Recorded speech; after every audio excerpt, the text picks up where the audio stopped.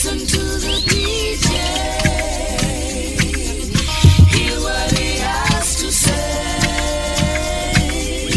Listen to the...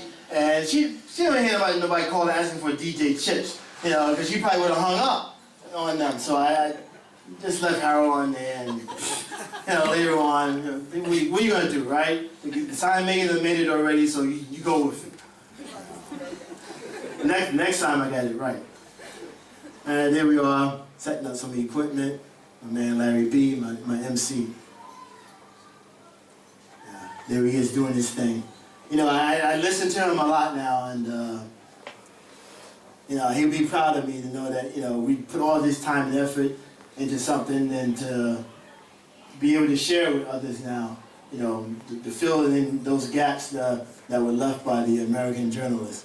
But he was dynamite on the microphone. I kid you not, you know, he was dynamite.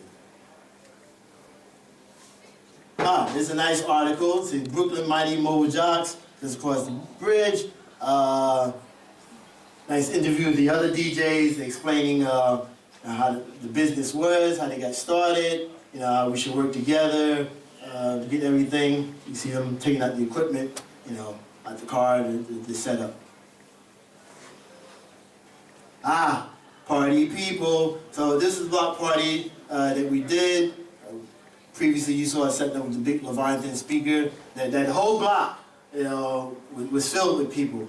The whole block. My friend who organized it, he said, man, anytime I come back and visit home, people still talk about that block party. Still talk about it.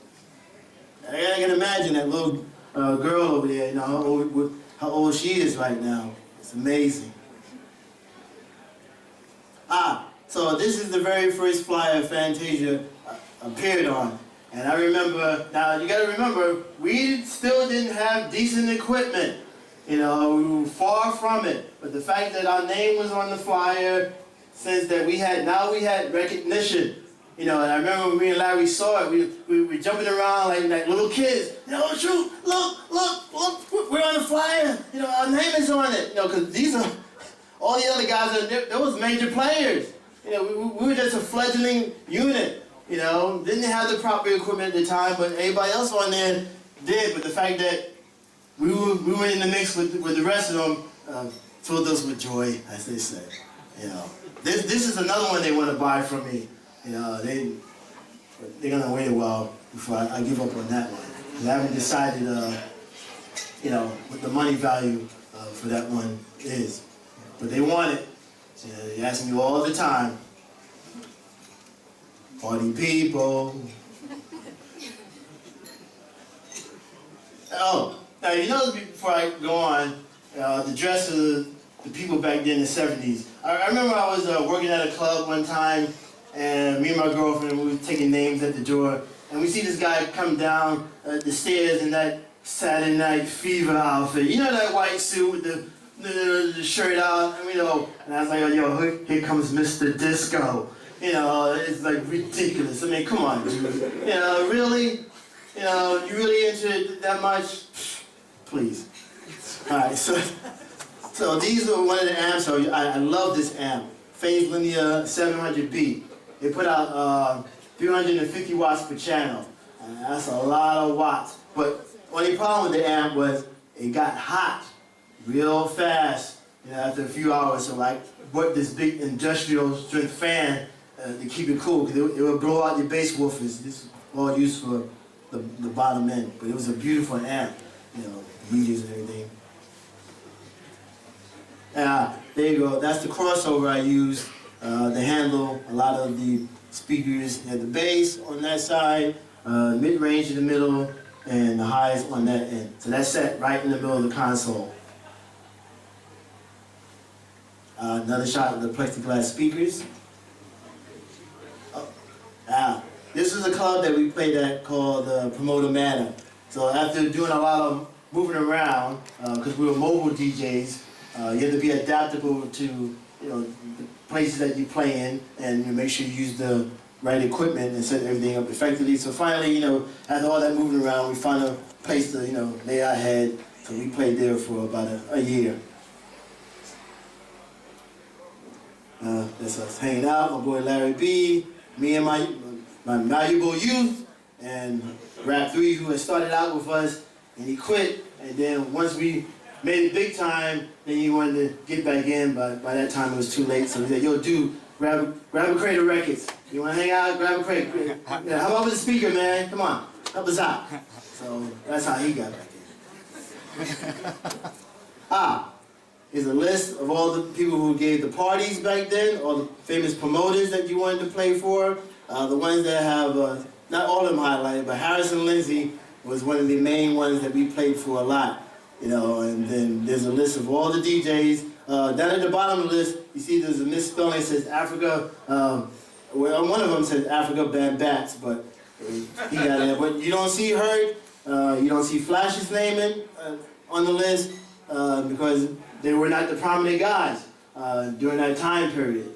You know, they were just coming along. There's another block party we did, and so we had that set up. So I said, Larry, let's take a walk to the end of the block and see how far this sound reaches. And we got to the end of the block, and it was like incredible. You know, that we were producing that type of sound. And it was, like I said, once it wasn't distorted, it was nice and clear. You know. And that's me standing by the stacks. I had a T-shirt that said "Non-Stop Boogie" on it. Here's me helping out, get some of the equipment together during the Labor Day festival. All right, so major event, Fantasia versus Flowers. You know, then we had dancers competing against one another. Now, I had so much respect for Flowers. It wasn't the kind of thing that, you know, okay, here's my chance to, you know, take him out, you know, be proclaimed the king. Now, I had too much respect for him, you know, but I did let him know that I can go toe-to-toe with him as far as, you know, rocking the crowd and everything. But I did not try to embarrass him. Larry B didn't get on the mic and say, you know, Flowers, you know, you nothing, da-da-da. We didn't do that back then. You know, I had much respect for him, but he was the guy that paved the way for me. You know, he was doing it before I even got going. He was already there. Let me give you an example of how popular Flowers was during that time period. You would see like 3 or 4 flyers with his name on it in all these different places on the same day. So what he would do, since he had so much equipment, he would set up in one place, set up another place, and just go back and forth from one spot to the next. That's how popular he was during his time period. Nobody was that popular like that except him. Yeah, that's my logo. I plastered that on there. That'll let you know right off the back that Fantasia meant business. You know, I was telling Megan Mike, there was another spot where it's like 5 or 6 DJs. So one DJ was going over his time period. So I said, yo, Larry B. I said, yo, these guys keep playing, man. He said, yeah. I said, I'm turning on the set. You know, I'm just gonna cut in. So I came in with this big record, and the other guy, the other DJ, yo, Fantasia, turn it down. Yo, Fantasia, turn it down. I just turned it up and erased them right out of the picture. Yeah, your time was up. You know, some of you let us come on. Didn't want to do anything, so took them out. Took them out. That's what we did. Now, this is an interesting picture because it wasn't until recently that I noticed that there's a guy there rolling a joint. Right there on the right-hand side. You know, I've been looking at this picture for a few years, and all of a sudden I see that. I said, wow, all right. He's really gonna enjoy this set, you know.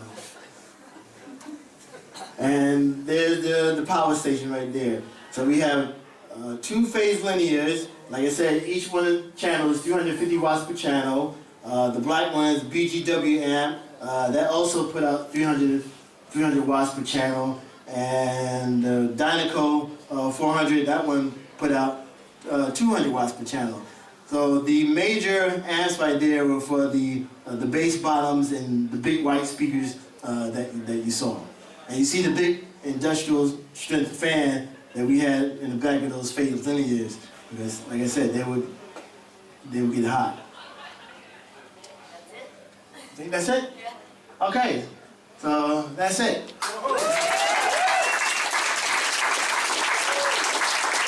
So I'm gonna entertain a few questions, and then I'm gonna play a few records to give you an idea. If you were in Brooklyn back during that time period, this is what you would have heard. You know, let's play. Now, if you want to get a really good example of my set, I'm on YouTube. Megan might put up my set from the Carlton. It'll say DJ Chips, the Electric God at the Carlton. So that'll give you a nice idea, you know, how my mixing, my skills were. So there you go. So any questions? Yeah, I got one. On your flyers over there was a guy called Al Green. Ah, Al Green was a carbon copy of Grandmaster Flowers. You know, there's a lot of guys that, you know, that idolized them, so their sound systems are identical, but they didn't sound like his. You know, they didn't sound like his at all. What about the crossfader? Who invented the crossfader? Ah, yes. There's a thing going on the internet that generation from here on keeps doing that and looks back and reflects on those who've come before them. We've got strength, people. All of this right here is strength. So one more time, please give it up for DJ Chips. And if you really want to see how it's done, when you all get up over here, just clear the chairs back a little bit. My man right there with the headband, he's gonna go crazy on your ass. Oh yeah. DJ Chips, kill him. Oh, sorry. I just wanted to mention this. Out of Necessity magazine, guys. Do yourself a favor. This is about the recognition that we're talking of those who've come before, if only for history's sake. And inside there, you've got a little vinyl that's been pressed by my man Mega Mike there. Keeping it raw, keeping everything coming out onto the turntables. We do it local, we do it hard, and WA, we wait a while. Hey, how long did it take? Doesn't matter, because we wait a while. All right? Out of Necessity mag, y'all.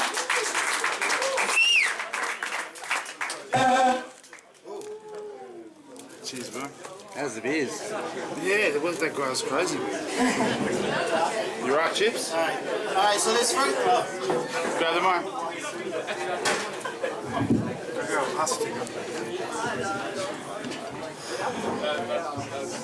Alright, so this first record, it was sampled by Kid and Play. Kid and Play was the first one to use this record, and then after them came Special Ed.